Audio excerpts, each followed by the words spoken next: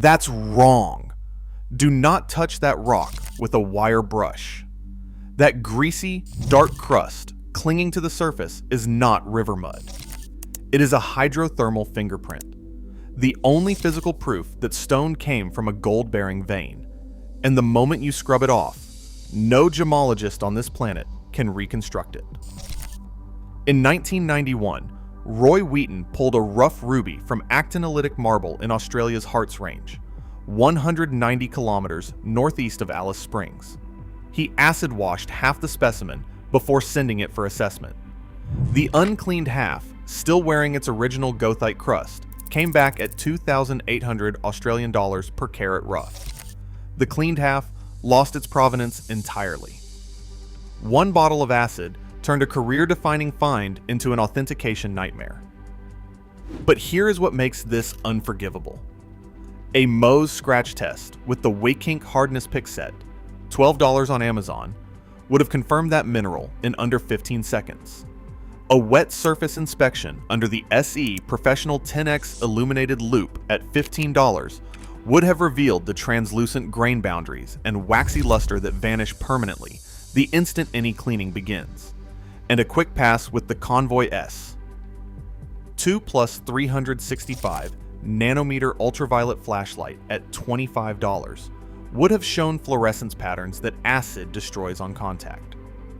3 tests, under $30 combined. That is the difference between a specimen worth thousands per carat and a rock you cannot authenticate. Today, you are getting 5 cleaning methods that permanently destroy geological evidence, 4 field tests that cost less than a tank of gas, and the Observe First protocol that separates serious collectors from people who turn $400 specimens into gravel. Nobody was paying attention to what those surface films actually meant back then. The coating most collectors dismiss as river mud is not just dirt. It is a crust of goethite and pyrolusite, iron oxide and manganese oxide minerals that precipitated from superheated hydrothermal fluids moving through underground fractures over millions of years.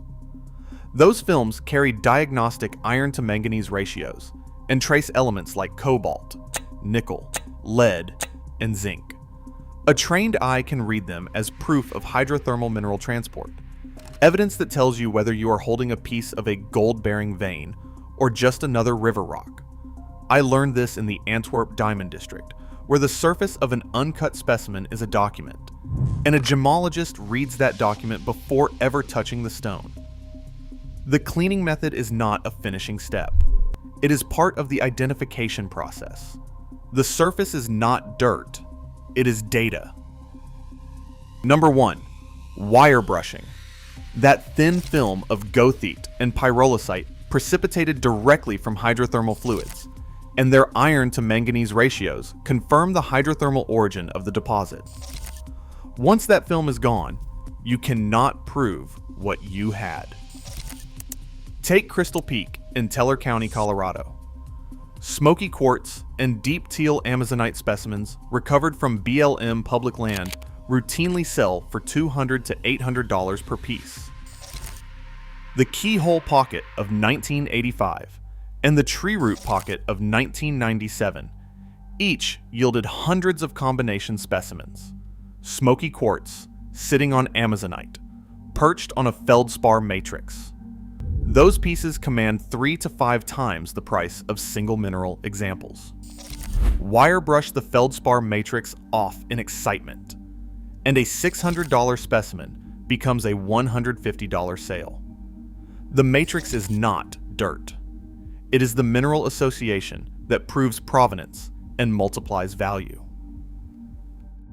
Number 2, acid washing.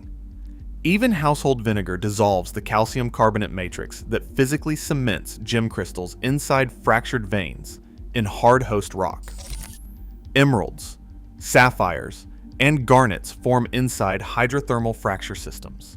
The calcite matrix records the paragenesis, the pressure and temperature history of the deposit. Dissolve that matrix and the gem crystals fall loose, crack from sudden loss of support, or lose their geological context permanently. If you want more field guides like this one, The gear list. The exact tests I run before I touch anything in the field with a brush or a chemical. Subscribe to the channel right now. The calcite matrix is not structural support alone. It is the geological record of how that gem formed, at what pressure, at what temperature, in what fluid chemistry. A provenance-confirmed emerald from a documented hydrothermal vein sells for multiples of an unknown origin stone of identical quality. The matrix was the certificate of authenticity. The acid bottle was the shredder. Number 3. Pressure washing and ultrasonic cleaning. Valuable specimens have internal fractures called veinlets, cleavage planes, and fluid inclusion trails. These are ancient hydrothermal pathways along which gold and quartz were deposited over geological time. Forcing water at high pressure or ultrasonic wave energy into those microcracks propagates the fractures and shatters the specimen. A fist-sized chunk of milky white quartz with a bright yellow streak of native gold running along a veinlet seam held under a garden hose nozzle set to pressure. It splits along that gold seam with a crack you can hear from across the yard. A $400 specimen becomes gravel in 30 seconds. Number 4. Bleach treatments. Milky quartz gets its cloudy white color from microscopic fluid inclusions trapped inside the crystal lattice during formation millions of years ago. These inclusions scatter light, creating the milky opacity that is a field indicator of gold-bearing hydrothermal vein systems. When sodium hypochlorite bleach contacts the surface, it attacks those inclusions and iron-bearing films simultaneously, permanently staining the quartz yellow-brown. The milky white color that signaled gold association turns into a dull mass that looks like common roadside chert. The gold indicator is gone. The resale value is gone. In the United Kingdom, the Wrekin Construction company became the most expensive lesson in specimen provenance in recent gem trade history. A ruby and zoisite specimen with cleaned, altered surfaces and ambiguous provenance was appraised at values in the tens of millions of pounds. The cleaning had removed the surface markers that would have allowed a gemologist to challenge the appraisal from the start. After the fraud was exposed, the specimen sold for £8,000. The company had already committed over £45 million in financial exposure against the appraisal. Bankruptcy followed. Think about that for a second. The difference between a specimen with intact surface matrix and one that has been cleaned is the difference between an £8,000 auction result and a £45 million collapse. Number 5. Heat drying. Gold has a thermal expansion coefficient of 14.2 times 10 to the minus 6 per Kelvin. Quartz expands at 7.7. Feldspar sits between 7 and 9. Mica between 8 and 10. When you dry a golden quartz specimen in direct sunlight or near a space heater, every mineral expands at a different rate. The boundary between a gold vein and surrounding quartz becomes a stress concentration zone. Rapid temperature cycling creates microfractures at every mineral boundary. You cannot see them forming, but they are there, widening with each heat cycle. And when structural integrity finally goes, so does the display value. At the Herkimer diamond mines in New York, collectors pay $15 to $19 for a day's admission and keep every double-terminated quartz crystal they find. Those crystals, still locked inside their original Little Falls dolostone matrix, sell for $50 to $300 per specimen, with exceptional pieces exceeding $1,500. The dolostone authenticates them as genuine Herkimer diamonds rather than look-alike quartz from other localities. Acid clean that dolostone off to reveal a shinier crystal, and you destroy the only geological evidence that proves what you have is real. Wet the rock first. Water reveals internal contrasts, invisible on dry stone. Translucent edges light up. Surface films shift in color. Fracture lines clarify. Photograph it in natural light before anything else touches it. Then run these 4 tests in sequence. Test 1 costs nothing. Compare the specimen's weight against a similarly sized rock from the same stream bed. Gold has a specific gravity of 19.3. Pyrite runs around 5.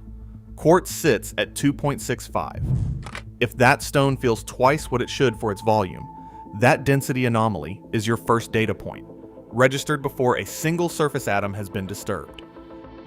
Test 2 costs $12 to $15.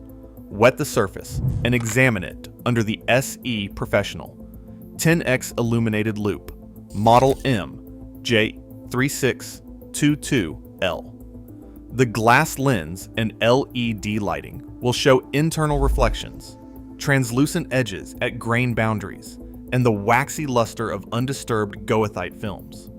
All of that disappears the moment cleaning begins. Test 3 costs $22 to $30. Run the Convoy S. 2 plus 365 nanometer ultraviolet flashlight over the raw surface in a darkened environment. Scheelite fluoresces blue-white. Calcite fluoresces orange. Certain opals fluoresce green. The dealers I trained under in the Antwerp Gem District ran ultraviolet inspection on every rough stone before any preparation was authorized. Test 4. Costs $12 to $18. Run the hardness scratch test on an inconspicuous edge using the Wrekin Construction hardness test kit. Start with a low-numbered pick. Work upward until one leaves a scratch. That number tells you which cleaning method, if any, is appropriate.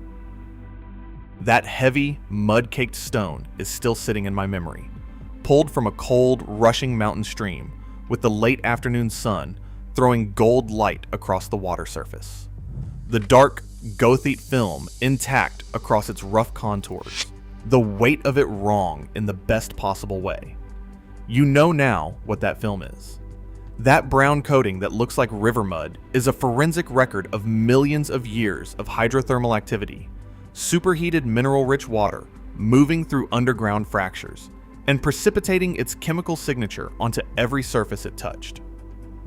It cannot be reconstructed once it is gone. No laboratory can put it back.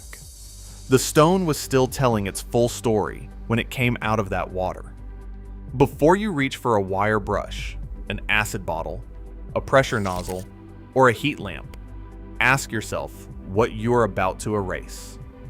The cleaning method is the identification process. The surface is the data. And even the best gemologist in the Antwerp Diamond District cannot restore what a wire brush removes in 30 seconds.